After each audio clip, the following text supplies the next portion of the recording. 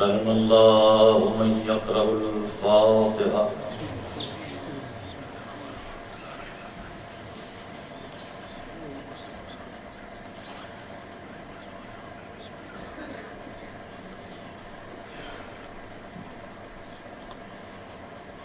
لا حول ولا قوة إلا بالله العلي العظيم. أعوذ بالله من الشيطان اللعين الرجيم. بسم الله الرحمن الرحيم. الحمد لله رب العالمين. الحمد لله الذي هدانا لهذا وما كنا لنهتدي لولا أن هدانا الله. الحمد لله الذي جعلنا من المتمسكين بولاية أمير المؤمنين.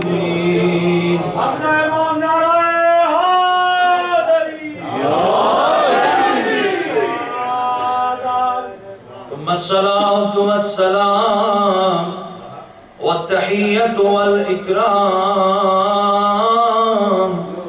على النبي الأمي القرشي المكي المدني الهاشمي الأبتهي التهامي طبيب نفوسنا وأنيس همومنا وشفيع ذنوبنا مولانا ومولى الثقلين جد الحسن والحسين أبي القاسم المصطفى محمد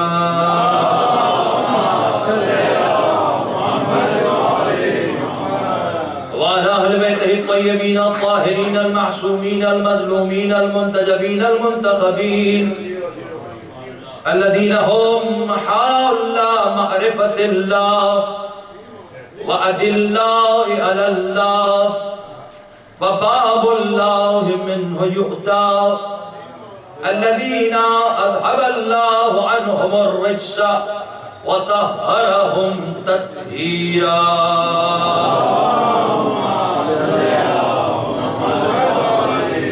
ولعنة الله على أعدائهم وغاصب حقوقهم ومنكر فضائلهم ومصائبهم وولايتهم وعطشهم أجمعين من الآن إلى قيام يوم الدين. أما بعد فقد قال الله سبحانه وتعالى في الفرقان الحميد والقرآن المجيد. بسم الله الرحمن الرحيم.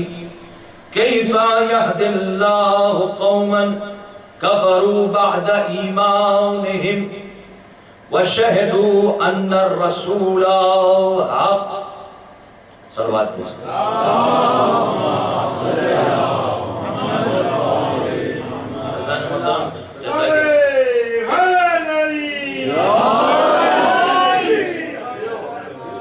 تمہید کی بالکل بھی ضرورت نہیں ہے. اہل ولایت وہ صاحبان عقل ہیں کہ جو اشارے سے پہلے اشارہ سمجھ لیں.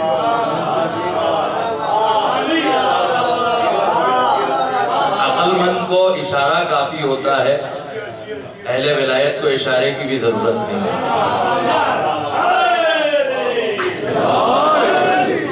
آپ حضرات جانتے ہیں کہ اس مجلس کو خطاب کرنا تھا مرتضیٰ مہدی صاحب کو، خطیب ولایت کو بھی ہیں، اور تاخیر ہونے کی وجہ سے مجھے خطیر پر تقصیر کو کچھ لفظ آپ کو خدمت میں پیش کرنے میں شرف حاصل ہو رہا ہے.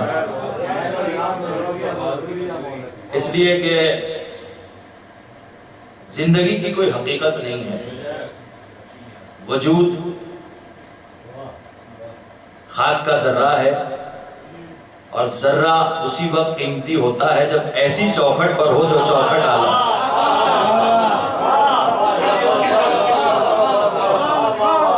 خداوند عالم اپنی عالم ترین کتاب، اکمل ترین کتاب، افضل ترین کتاب، مکمل کتاب، ازل سے لے کر ابد تک ساری کتابیں جس کتاب کے ایک ایک حصے کو لے کر نازل ہوئی اسے قرآن کہتے ہیں۔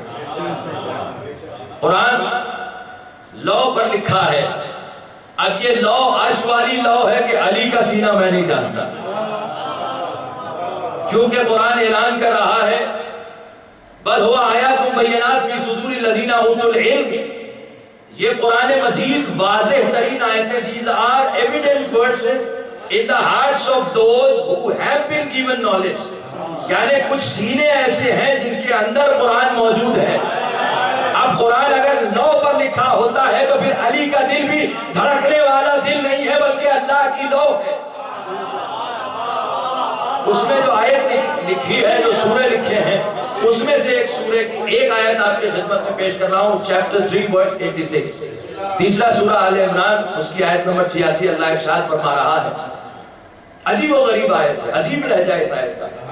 بسم اللہ الرحمن الرحیم، کیف یہدی اللہ قوما کفروا بعد ایمانہم وشہدوا ان الرسول حق، کہ اللہ اس قوم کی کیسے ہدایت کر سکتا ہے؟ کیفا، ہاؤ، کس طرح سے؟ ہم اور آپ یہ عقیدہ رکھتے ہیں کہ اللہ سب کچھ کر سکتا ہے، وَهُوَ عَلَىٰ كُلِّ شَيْءٍ قَدِيرٌ، He is powerful over everything۔ جب فلسفہ خلقت سمجھایا تو خدا نے یہی اعلان کیا نا، تبارک الذی بیدہ الملک وَهُوَ عَلَىٰ كُلِّ شَيْءٍ قَدِيرٌ۔ دیکھو اللہ کی قدرت کے دائرے سے تم باہر نہیں ہو، بلکہ صحیح ترجمہ یہ ہے کہ اللہ کے ہاتھ کی قدرت سے تم باہر نہیں ہو۔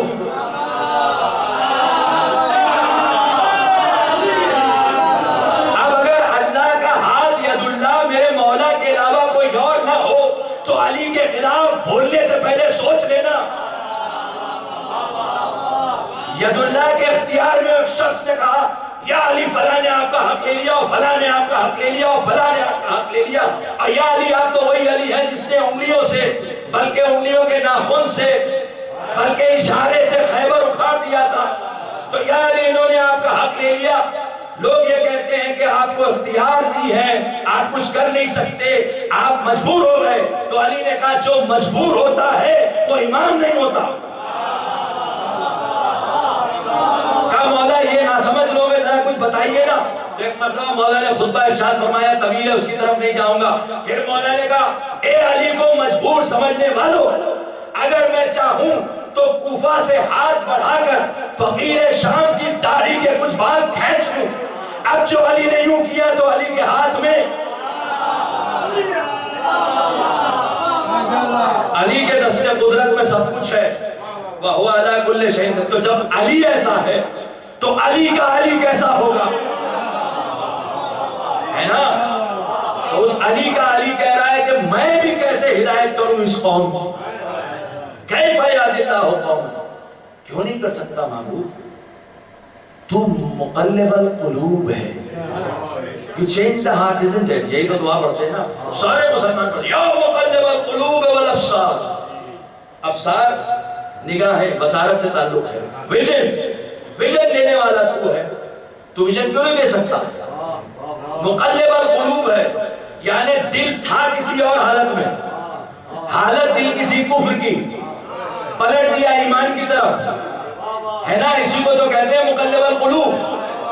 مقلب القلوب اسی کو کہتے ہیں کہ خدا بند عالم کسی کو کفر کی حالت سے نکال کر ایمان کی حالت پر لے آئے، اور اس نے اعلان بھی کیا اللہ ولی الذین آمنوا یخرجہم من الظلمات الی النور۔ کفر اندھیرا ہے، ظلمات ہے، نور ایمان ہے، اللہ لا سکتا ہے۔ مگر یہ کیا آیت کہہ رہی کیف یہدی اللہ، اللہ بھی ان کی ہدایت کیسے کرے؟ ہاؤ، اللہ بھی ان کی ہدایت نہیں کر سکتا، کس کی؟ تو اس کا مطلب یہ دنیا کا سب سے خطرناک گروپ ہے جس کی ہدایت اللہ بھی نہیں کر سکتا، ہے نا؟ اللہ نے اعلان کیا قرآن میں اِنَّ عَلَيْنَا لَلْهُدَىٰ، surely guidance is my responsibility،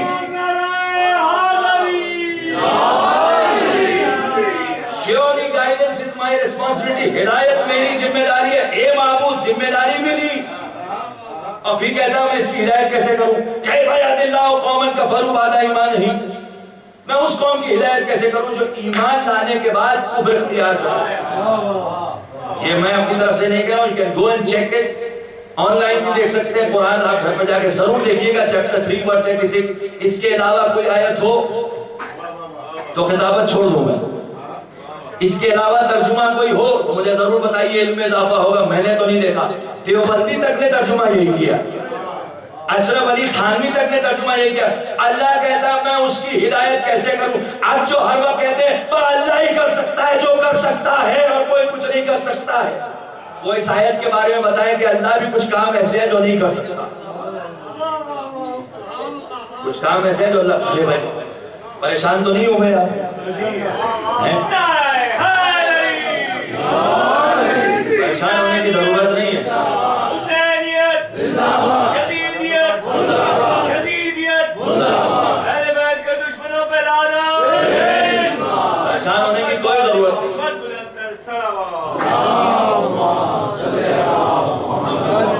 میرے چھوٹے بھائی پریشان ہو گئے، کوئی سدھے میں آسان. اللہ انسان بن سکتا ہے؟ بن سکتا ہے انسان؟ کہا نہیں بھائی انسان کیسے بن سکتا ہے؟ کہ بھائی وہ اللہ کل شیء قدیر، بننا چاہیے اس میں انسان. کہ بھائی انسان مورٹل ہوتا ہے، گاڈ از امورٹل. انسان کبھی دنیا میں آتا ہے، خدا نہ آتا ہے نہ جاتا ہے. آتا جاتا ہے اللہ؟ آتا جاتا ہے؟ شیور ہے نہیں آتا جاتا ہے. پھر قرآن عجیب ہے، کیا کیا اعلانات کرتا ہے؟ وَجَاءَ رَبُّكَ وَالْمَلَكُ صَفًّا صَفًّا، اور تمہارا رب آئے گا. اگر اللہ آتا ہی نہیں تو آئے گا کون؟ اس کا مطلب اللہ کے علاوہ کوئی کائنات کا پالنے والا ہے جو روز محشر آئے گا.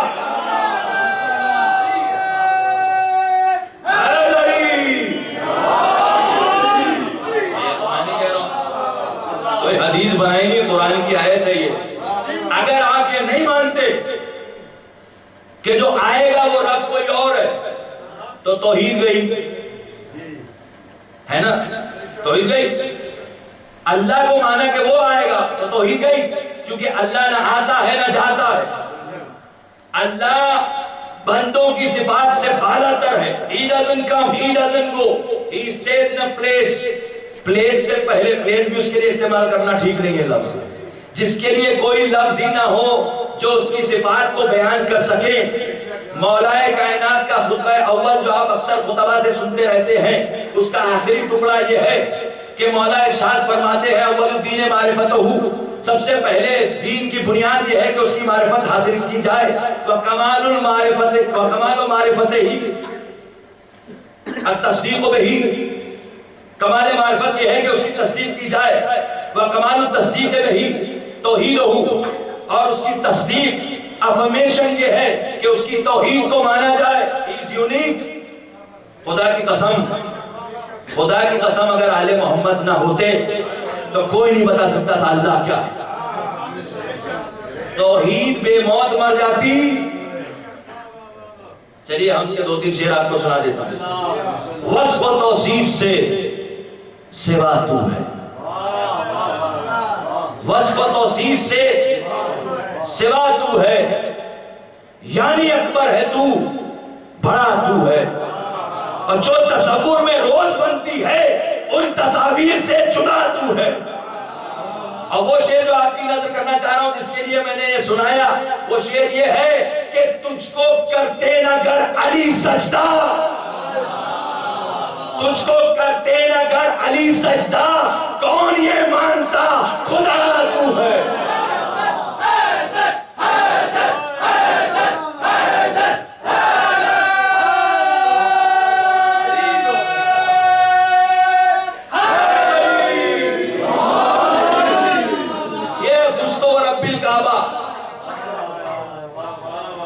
توحید بچا لی، فزت رب الکعبہ.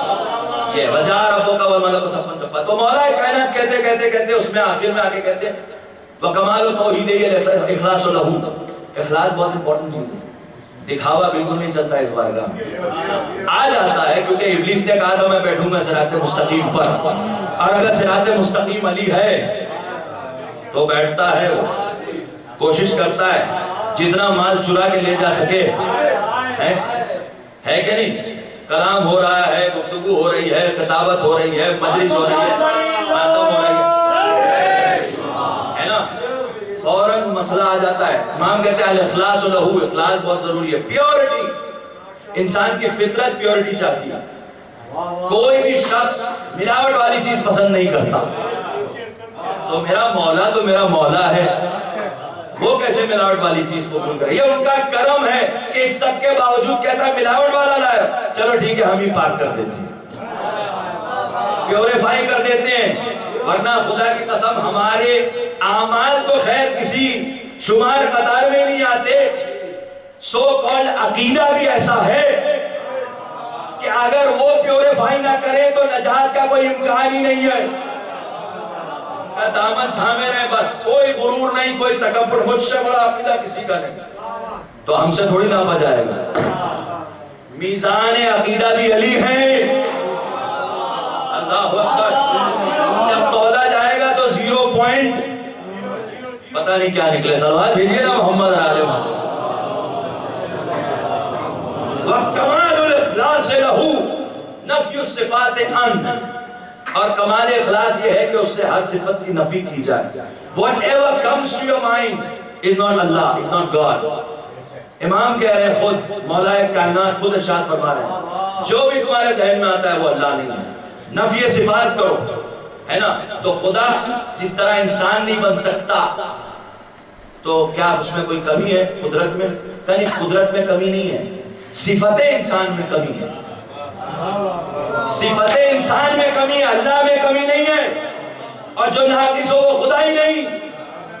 اس لیے خدا سب کچھ کر سکتا ہے، مگر لیکن ایک کام خدا کہہ رہا ہے، یہ کام میں کیسے کروں؟ ہر شے پہ قادر ہونے والا کہہ رہا ہے، کیسے میں اس قوم کی ہدایت کروں؟ کیفَ یہدی اللہ قوما کفروا بعد ایمانہم، کہ وہ ایمان لائے تھے پھر کافر ہو گئے، وَشَهِدُوا أَنَّ الرَّسُولَ حَقٌّ، اور اس بات کی بھی شہادت دیتے تھے، گواہی دیتے تھے کہ رسول حق ہیں۔ اللہ اکبر۔ کہنے دیکھئے آپ لوگ جو ہے مضمون کو پتہ نہیں کہاں سے کہا جاتا ہے، just read the verse before this verse, chapter 3 verse 85۔ وَمَنْ يَبْتَغِ غَيْرَ الْإِسْلَامَ دِينًا، اسلام دِينًا، one who adopts a religion other than Islam فَلَنْ يُقْبَلَ مِنْهُ، then nothing will be accepted from him۔ تو یہ تو غیر مسلم کے بارے میں، غیر مسلم کے بارے میں، بھائی کون سا غیر مسلم ایسا ہے جو اپنی شہادت میں رسول کو حق مانتا ہو؟ ایک غیر مسلم بتائیے مجھے جو کہتا ہے کہ نہیں بھائی ہم گواہی دیتے ہیں کہ رسول حق ہیں، ہے نا؟ وَشَهِدُوا، انہوں نے گواہی دی۔ بھائی یہ شہدو لفظ کہاں سے آیا؟ شہادہ، to witness, to testify، اسی سے لفظ تشہد بنا ہے نا، to testify، گواہی دینا، ٹھیک ہے، شہادت دینا، کلمہ شہادت آپ کہتے ہیں کلمہ شہادت پڑھیے، ہے نا؟ تو اس کو کہتے ہیں گواہی۔ اللہ کہہ رہا ہے کہ کچھ لوگ ایسے ہیں جن کی میں کیسے ہدایت کروں، جبکہ وہ لوگ ایمان لانے کے بعد کافر ہو گئے اور انہوں نے کہا تھا کہ رسول حق ہیں۔ اللہ اکبر۔ اب تلاش کیجئے کہ کون ایسے لوگ ہیں جو ایمان لانے کے بعد کافر ہو گئے، تلاش کیجئے تاریخ اسلام میں کہ کون سے ایسے لوگ ہیں کہ جو ایمان لانے کے بعد کافر ہو گئے۔ اللہ اکبر۔ ذوالعشیرہ سے لے کر غدیر تک، تو ذوالعشیرہ میں ملے یا نہ ملے لیکن غدیر میں ایک مل جائے گا۔ حارث نے رسول سے کہا، آپ نے کہا اللہ کو مانو، ہم نے مانا۔ آپ نے کہا کہ میری رسالت کا اقرار کرو، ہم نے اقرار کیا۔ آپ نے کہا کعبہ قبلہ ہے، ہم نے مانا۔ آپ نے کہا قرآن اللہ کی کتاب ہے، ہم نے مانا۔ آپ نے کہا نماز پڑھو، ہم نے پڑھی۔ آپ نے کہا روزہ رکھو، ہم نے رکھا۔ آپ نے کہا حج کرو، ہم نے کیا۔ آپ نے کہا عبادتیں کرو، ہم نے کیا۔ آپ نے کہا یتیم کا حق دو، ہم نے دیا۔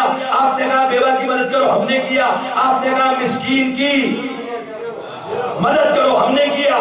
آپ نے شریعت کے جتنے احکام بتائے بغیر چو چرا کے سب پہ عمل کیا۔ اب یہ بتائیں کہ یہ جو علی کی ولایت کی گواہی کی آپ بات کر رہے ہیں وہ اپنی طرف سے کر رہے ہیں یا اللہ کی طرف سے؟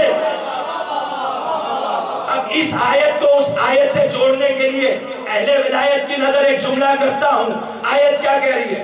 کیفا یہد اللہ قوما کفروا بعد ایمانہم وشہدوا ان رسول حق، کہ اللہ اس قوم کی ہدایت کیسے کرے کہ جو ایمان لانے کے بعد کافر ہو گئی جبکہ وہ یہ گواہی دیتی تھی کہ رسول حق ہیں. یعنی بات مسلمانوں کی ہو رہی ہے. اب ساری تاریخ آپ کی نظر میں ہے، میرے پاس وقت نہیں ہے، بس ایک جملہ کہوں گا کہ خندق سے پہلے کل ایمان رسول تھے، خندق کے بعد کل ایمان علی.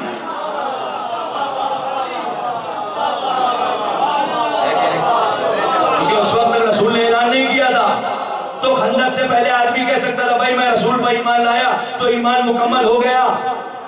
لیکن خندق کے بعد جب رسول نے کہہ دیا برز الایمان کلہ الی الکفر کلہ، تو اب علی کامل ایمان ہو گئے. جو لا الہ الا اللہ کہے علی کو نہ مانے اس کے پاس ایمان کا جز نہیں ہے.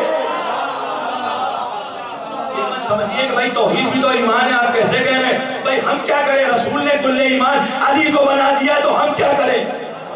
اللہ اکبر.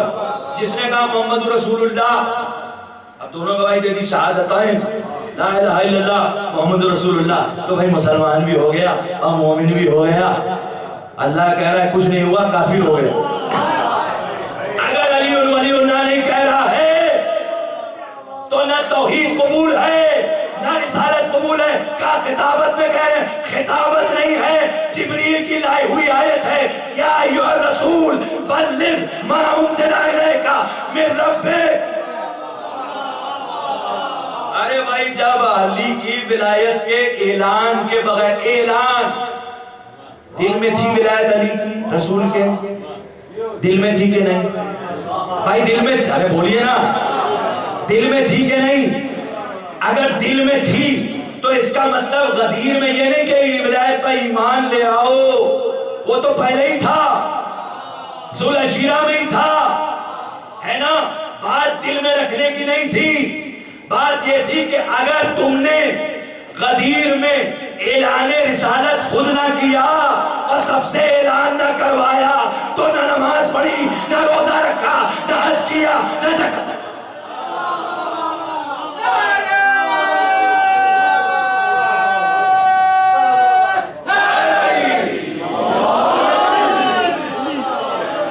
دیکھیے عبادت ضرور کیجئے. کیوں؟ ملا کی بتائی عبادت نہیں، زین العابدین کی بتائی. اپنے سجدوں کا امام سید الساجدین کو مان کے سجدے کرے، اپنی عبادت کا امام زین العابدین کو بنا کر عبادت کرے. اور امام نے شکایت بھی کی ہے کہ ہمارے چاہنے والے بعض اوقات دام فریب میں آ جاتے ہیں مختلف وسوسوں کے. ہم امام المتقین ہیں، ہم زین العابدین ہیں جو تھے. امام نے کہا عبادت گزاروں کی زینت، تو خدا آپ کو ہر عبادت کرنے کی توفیق دے، مگر اتنا ہمیشہ یاد رکھیے گا نماز پڑھنے کے وقت بھی، روزہ رکھنے کے وقت بھی، حج کرنے کے وقت بھی، زکات دینے کے وقت بھی، خمس نکالنے کے وقت بھی، جہاد کرنے کے وقت بھی، کہ افضل ترین عبادت علی کا ذکر ہے جس کے بغیر کوئی عبادت نہیں ہے.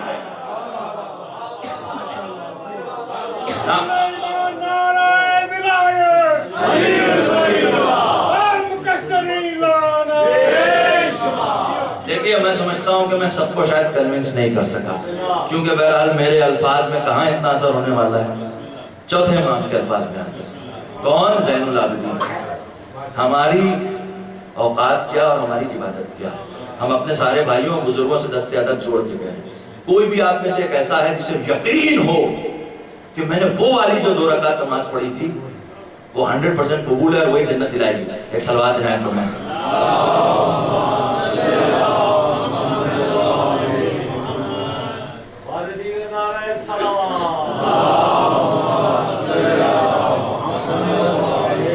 چلیے خانہ پوری ہو گئی، میں نے اپنے حصے کی چیزیں بیان کر دی، سمیٹوں گا جلدی سے بیان.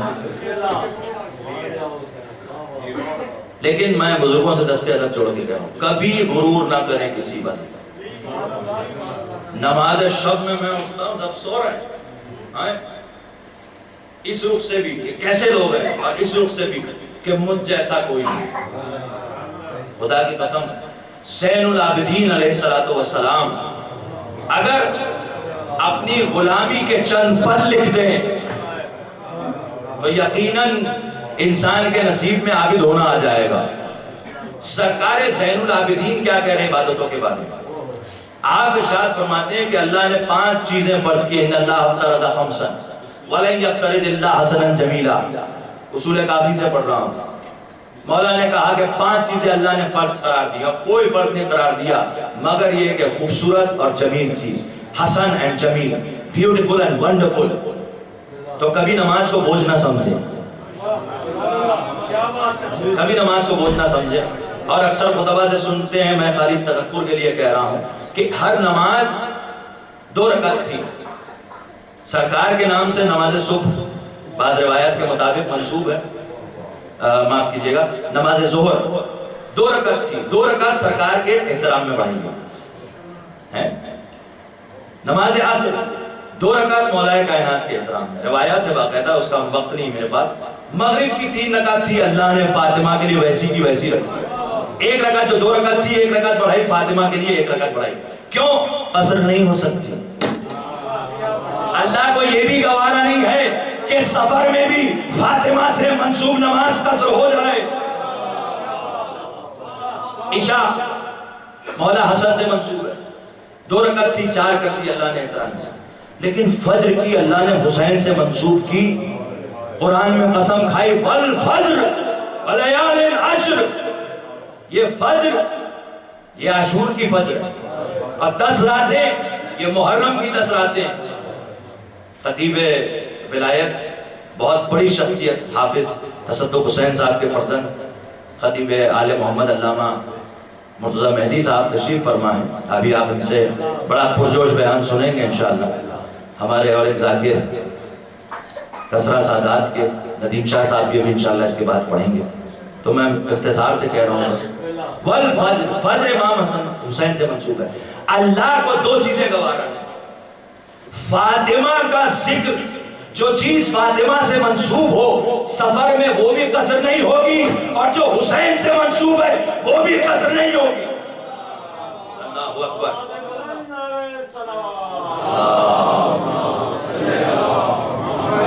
ہمارے بھائی اکثر شکایت کرتے ہیں، ہم عبادت کرتے ہیں، نماز پڑھنے کے لیے کھڑے ہوتے ہیں، کیا کریں، جتنی بھولی ہوئی چیزیں سب یاد آ جاتی ہیں۔ ساری گم ہوئی چابیاں 2 سال پہلے غائب ہو گئی تھی، یاد آ گئی اچانک، کیونکہ وضو کر رہے تھے نماز پڑھنے کے لیے۔ اسی سے اندازہ لگا لیجیے پوری دنیا میں، پوری کائنات میں خیالات بھٹکے ہیں، تو طریقہ کیا ہے؟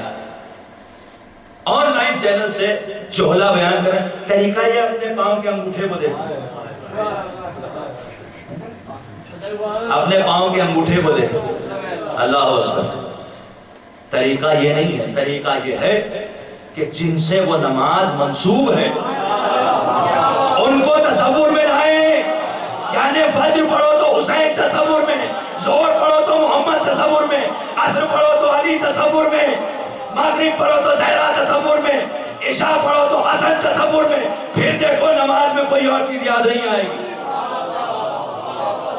بھائی صلوات بھیجئے نا محمد علیہ وسلم۔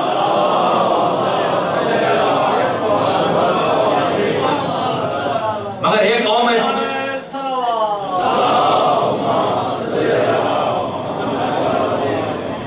ایسی ہے جو سب کچھ مانتی نہیں۔ بہرحال ان سے گواہی دی ہے کہ رسول حق ہیں، لیکن اس حق ماننے کے باوجود ان کی بات نہیں مانتی۔ قرآن میں اللہ نے خود کو بھی حق کہا، سورہ یونس میں ذالکم اللہ ربکم الحق، اللہ تمہارا حق رب ہے، حق کہا ہے اللہ نے۔ قرآن میں اللہ نے قرآن کو بھی حق کہا ہے، رسول کو حق کہا ہے، اس آیت کو میں نے عنوان بنایا۔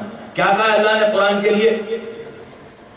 اِنَّ هَذَا لَهُوَ الْقَصَصُ الْحَقُّ، یہ قرآن جو ہے وہ سچے قصص ہیں، ٹرو سٹوریز لفظ ٹھیک نہیں ہے مگر کیا کروں ترجمہ یہی ہوگا، true events you can say, true narratives, true narratives, بالکل حق ہے۔ کمال کی بات تو یہ ہے کہ جہاں اللہ نے قرآن کو حق کہا ہے اس کے پہلے آیت کون سی؟ سورہ آل عمران چیپٹر 3 ورس 62 میں اللہ کہتا ہے اِنَّا هَذَا لَهُوَ الْقَصَصُ الْحَقِّ Indeed, surely this is the right narrative, حق, true narratives. اس کے پہلے جو آیتیں سنیں گے آپ نہیں سمجھے گا تو کون سمجھے گا؟ جو میں نے بات کہی اپنی طرف سے نہیں کہی ہے. نماز حق ہے کہ نماز میں تصور آ گیا تو پھر نماز کہاں رہے گی؟ ہم نے کہا حسین رسول کے تصور میں آئے.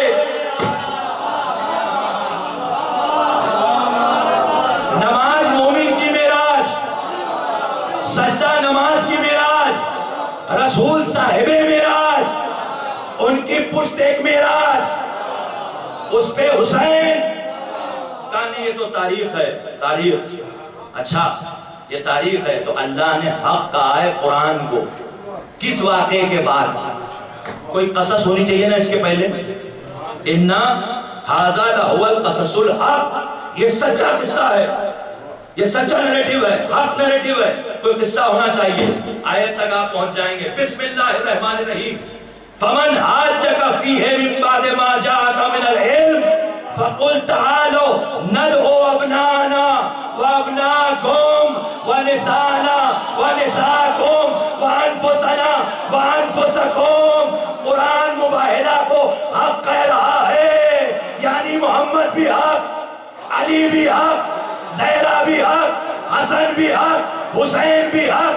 اب نماز حق میں حق نہیں آئے گا تو کیا آئے گا؟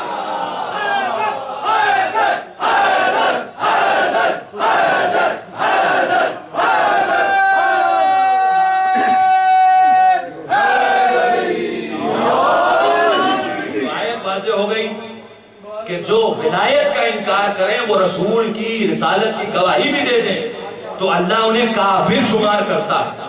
اب میں ٹیکنیکل بحث میں نہیں جاؤں گا کہ دنیا میں پھر کیا ہوگا. آیت کی میں بات کر رہا ہوں، پھر کبھی انشاءاللہ ایک مجلس میں تو سب کچھ بیان نہیں ہو سکتا.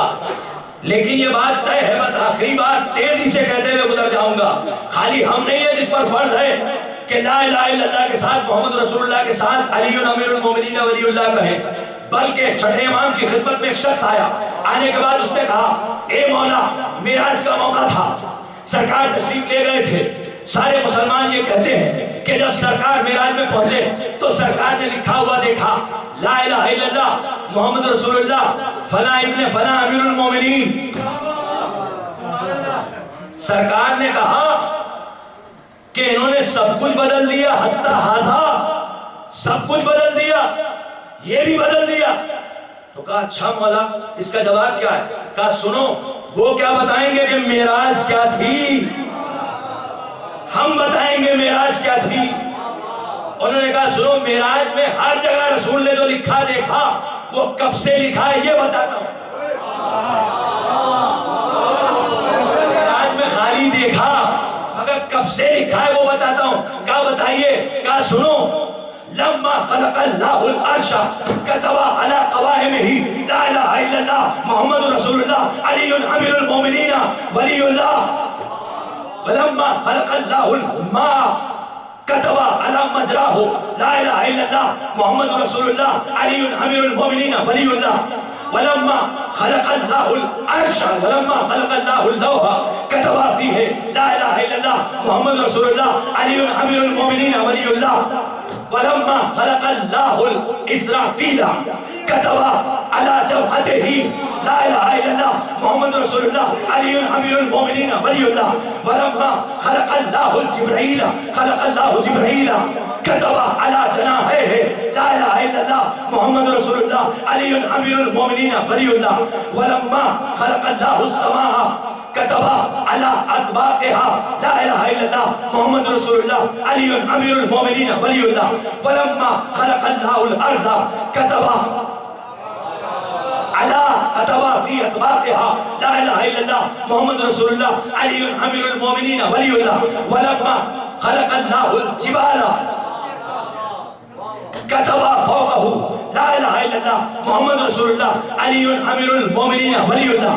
ولما خلق اللہ الشمس كتب فیہ لا الہ الا اللہ محمد رسول اللہ علی امیر المومنین ولی اللہ ولما خلق اللہ القمر کتب علیہا لا الہ الا اللہ محمد رسول اللہ علی امیر المومنین ولی اللہ. اس کے آگے کا ٹکڑا بعد میں بیان کرتا ہوں, تیزی سے سنیے کہ مولا نے ارشاد فرمایا جب اللہ نے عرش کو بنایا تو اللہ نے عرش کے 8 پائے پہ لکھا کہ اللہ کے سوا کوئی خدا نہیں, محمد اس کے رسول ہیں اور علی امیر المومنین ولی اللہ ہیں. یعنی 3 شہادتیں 3 گواہیاں عرش کے پائے پر لکھی ہیں. اگر عرش کے پائے پر 3 شہادتیں نہیں ہوں تو مولا کہتے ہیں کہ عرش گر جائے. جب عرش گر جائے گا تو فرش گر جائے گا, جب فرش گر جائے گا تو کائنات تباہ ہو جائے گی. اس کا مطلب علی کی گواہی کے بغیر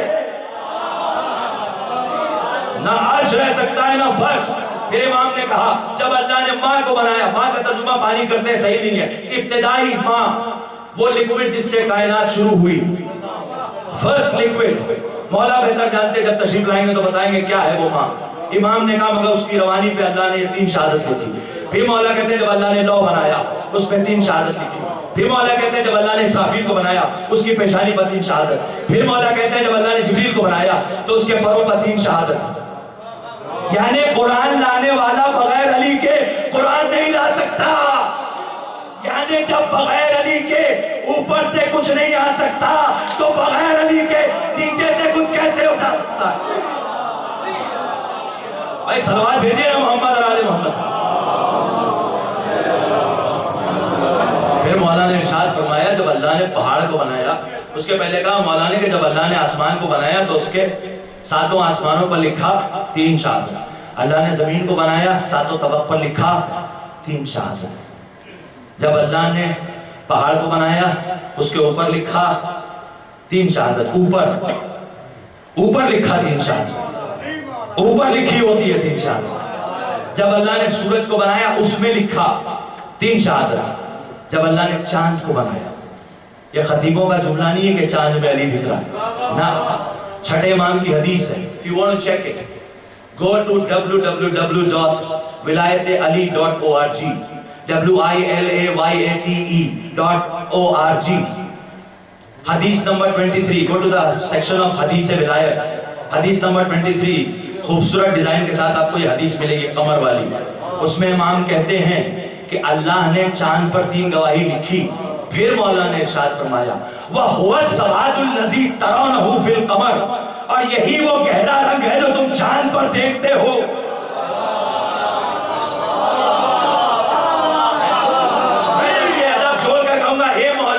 بہت غور کر کے دیکھا, بڑی دوربین لگا کر دیکھی, مگر ہمیں تو صرف علی لکھا ہوا دکھائی دیا. لا الہ الا اللہ کہاں ہے, محمد رسول اللہ کہاں ہے؟ تو پلٹ کے کہیں گے کم عقل, تو نے سنا نہیں ذکر علی عبادہ. نا نا نا نا نا نا, کہا زینوا مجالسکم بذکر علی ابن ابی طالب, اپنی مجلسوں کو علی کے ذکر سے زینت دو. کیوں؟ لأن ذکرہ ذکری, کیونکہ علی کا ذکر محمد کا ذکر ہے. وذکری ذکر اللہ, اور محمد کا ذکر اللہ کا ذکر ہے. یعنی دکھ رہا ہے علی لیکن اسی میں محمد بھی ہے, اسی میں اللہ بھی. بس یہ بات سب کی سمجھ میں نہیں آئے گی, لیکن سرکار نے حکم دے دیا فَإِذَا قَالَ أَحَدُكُمْ, جب تم میں سے کوئی بھی کہے لا الہ الا اللہ محمد رسول اللہ فَلْيَقُلْ, اسے چاہیے فوراً کہے. یہ اتنا سا ٹکڑا نہیں ہے, پوری حدیث ہے طویل, حدیث معراج کہتے ہیں اسے. اللہ اکبر. اگر یہ سمجھ میں آتی تب مومن کی نماز معراج ہوگی. یہ بات سمجھ میں آئیں گے تب معراج ہوگی. مومن کی نماز کی بات ختم ہو گئی. عرش پہ کیا لکھا ہے, یہ 3 کلمے. فرش پہ کیا لکھا ہے, یہی 3 کلمے. اسرافیل کی پیشانی پہ یہی 3 کلمے. جبریل کے پر پہ یہی 3 کلمے. البتہ یوں سمجھ لیجئے مختصراً کائنات کے گوشے گوشے میں کیا لکھا ہے, 3 ولایتیں. یسبح للہ ما فی السماوات و ما فی الارض, ہر شے اللہ کی تسبیح کرتی ہے. ہمیں تسبیح تو نہیں ملی, یہ 3 کلمے لکھے ہوئے ملے. اس کا کا مطلب خالی ہم علی علی نہیں کرتے، بلکہ عرش بھی کرتا ہے، فرش بھی کرتا ہے، زمین بھی کرتی ہے، آسمان بھی کرتا ہے، جبرائیل بھی کرتے ہیں، آدم سے لے کر خاتم تک تمام انبیاء کرتے ہیں۔ مجھے یہ کہنے کا حق ہے کہ اگر آپ کرتے ہیں، حدیث میں مجھے نہیں ملا لیکن دستے ادب جوڑ کے مولا آپ کے در کا ادنا سا غلام ان چاہنے والوں کی نظر 4 مصرے کر رہا ہے۔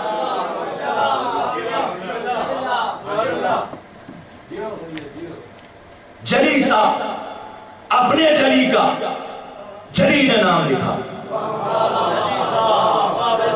جلی سا اپنے جلی کا جلی نے نام لکھا، ولا سے اپنی ولی نے ولی کا نام لکھا۔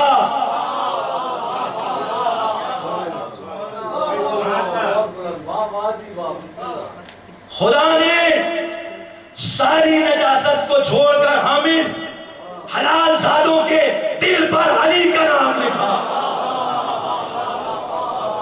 حلال زادے ہیں جو علی علی کا، جو حلال زادے ہیں، جو حلال زادے ہیں وہ علی علی کا۔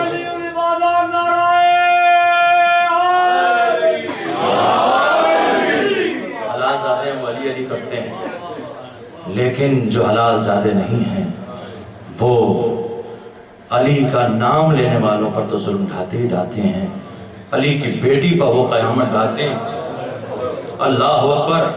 مختصر سے وقت میں یہ وہ ایام ہیں، ہم فرش پر بیٹھے ہیں، ذکر علی سن رہے ہیں، گھر میں کوئی ایسا نہیں جو اسیر کیا گیا ہو، کوئی گھر کا فرد زندان میں نہیں ہے۔ اللہ اکبر۔ ہمارا علی کا ذکر فرش مجلس پر بڑے سکون سے کر رہے ہیں، ذرا خطیب شام سے پوچھئے کہ علی کا ذکر کیسے کیا؟ ارے چاروں طرف سے پتھر برس رہے ہیں، زینب کا سر زخمی ہے۔ اللہ اکبر۔ بس مختصر میں نے کر دیا۔ شام کو آراستہ کیا جا رہا تھا، ہر طرف سے شام کی گلیوں کو سجایا جا رہا تھا۔ مقتل ترہی کے مصنف لکھتے ہیں عجیب و غریب واقعہ، بس عزاداروں تذکر کر رہا ہوں۔ مصائب کا حق تو یہ ہے کہ میں کوشش یہ کروں کہ آپ ایسے روئیں جیسے جوان بیٹے کے مرنے پر بڑی مار ہوتی ہے۔ چند لفظ میں آپ تک پہنچاؤں گا، کوشش کیجئے گا اگر اس حدیث پر عمل ہو سکے۔ اللہ اکبر۔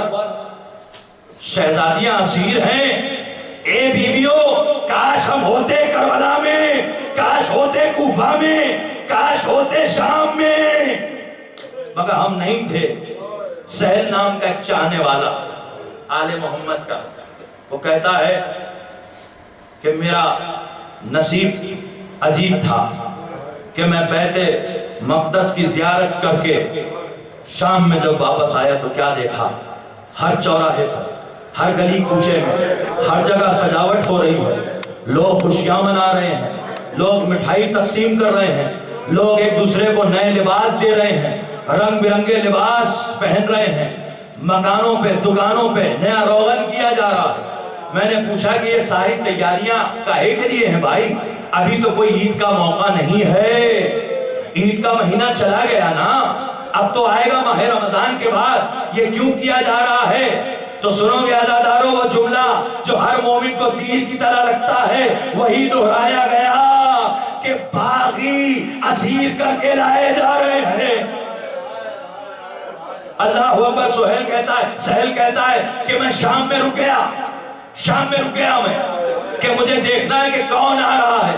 سہل کہتا ہے کہ میں نے اچانک شور سنا، چاروں طرف سے شور ہے، قافلہ آ رہا ہے، قافلہ آ رہا ہے، قافلہ آ رہا ہے، اور ہر ملون کہتا تھا باغیوں کا قافلہ آ رہا ہے، قیدیوں کا قافلہ آ رہا ہے، اسیروں کا قافلہ آ رہا ہے۔ اللہ اکبر۔ کہیں کوئی یزید کی شان میں قصیدے پڑھ رہا ہے، کہیں قرآن کی غلط آیت کی غلط تفسیر بیان کر رہا ہے، کوئی کہہ رہا ہے تو عزو من تشاء و تذل من تشاء۔ اللہ اکبر۔ سہل کہتا ہے پتہ نہیں کیوں میرا دل تڑپ رہا تھا، ایک مرتبہ میں نے کیا دیکھا کہ قافلہ آیا، جس قافلے میں آگے ایک بوڑھا تھا جس کی کی کمر جھکی ہوئی تھی، جس کے گلے میں بڑا وزنی توق تھا، جس کے ہاتھوں میں ہتکڑی تھی، پیروں میں بیڑی تھی، اور اس کے ساتھ ایک 5 سال کا بچہ اس کے ساتھ ساتھ چل رہا تھا۔ ذرا سا چلنے میں دیری ہوتی تھی تو شمر ملعون تازیانہ لے کر آگے بڑھتا اور تازیانہ لگاتا، شام آ گیا، چلو تیزی سے چلو۔ اللہ اکبر۔ باب ساعت آج بھی موجود ہے جہاں گھڑیاں لگی تھیں۔ اللہ اکبر۔ کتنی دیر کا فاصلہ ہے؟ شام آپ گئے ہیں، آپ نے دیکھا چند قدم کا فاصلہ ہے۔ سہل کہتا ہے یہ بازار جو آراستہ تھا اس کے باوجود چند قدم کے فاصلے پر دربار تھا، لیکن سہل کہتا ہے میں نے دیکھا کہ 72 گھنٹے یہ قافلہ وہیں رکا رہا۔ اللہ اکبر۔ 72 گھنٹے قافلہ وہیں رکا رہا، لیکن وہاں پہنچنے سے پہلے سہل کہتا ہے قافلہ ابھی باب ساعت تک آیا نہیں تھا۔ میں قریب گیا، میں نے قریب پہنچنے کے بعد ایک مرتبہ کوشش کی اس بزرگ سے بات کرنے کی، لیکن مجھے بات کرنے کا موقع نہیں ملا۔ میں نے کیا دیکھا؟ بے کجاوا اونٹ جس پر کوئی صحت مند نوجوان بھی سوار ہو کر سفر نہیں کر سکتا۔ ہائے چند بیویاں تھیں جو ان بے کجاوا اونٹوں پر لائی جا رہی تھی۔ مجھے نہیں معلوم کہ وہ کیسے شام تک آئیں۔ بے کجاوا اونٹ، بیویاں، مجھے کوئی چارہ نہ تھا۔ میں نے اپنی نظر نیچے کی اور قریب پہنچا، اور قریب پہنچنے کے بعد ایک مرتبہ اپنی نظروں کو زمین کی طرف کرتے ہوئے کہا کہ اے بیویوں، میں نہیں جانتا کہ آپ کون ہیں، لیکن میرا دل آپ کی طرف کھینچا چلا جا رہا ہے۔ اے بیویوں یہ بتائیں کہ آپ کون ہیں اور اس حال کو کیسے پہنچی ہیں؟ ایک مرتبہ زینب کبریٰ تڑپ گئی، کہا اے سہل تو نے ہم کو پہچانا نہیں، میں علی کی بیٹی زینب ہوں۔ سہل نے کہا یہ سنتے ہی میں نے سر و سینہ پیٹنا شروع کیا، میں نے ماتم شروع کیا، میں نے گریہ شروع کیا، لیکن لوگوں کے قہقہے کی آوازیں، ہنسنے کی آوازیں، ایک دوسرے سے چیخ پکار کر بات کرنے کی آوازیں اتنی زیادہ تھیں، اتنے زیادہ وہاں طبل تھے، اتنے زیادہ تاشے تھے، اتنے زیادہ باجے تھے کہ کسی کی توجہ نہ ہوئی میرے گریے کی طرف، کسی نے نہ دیکھا۔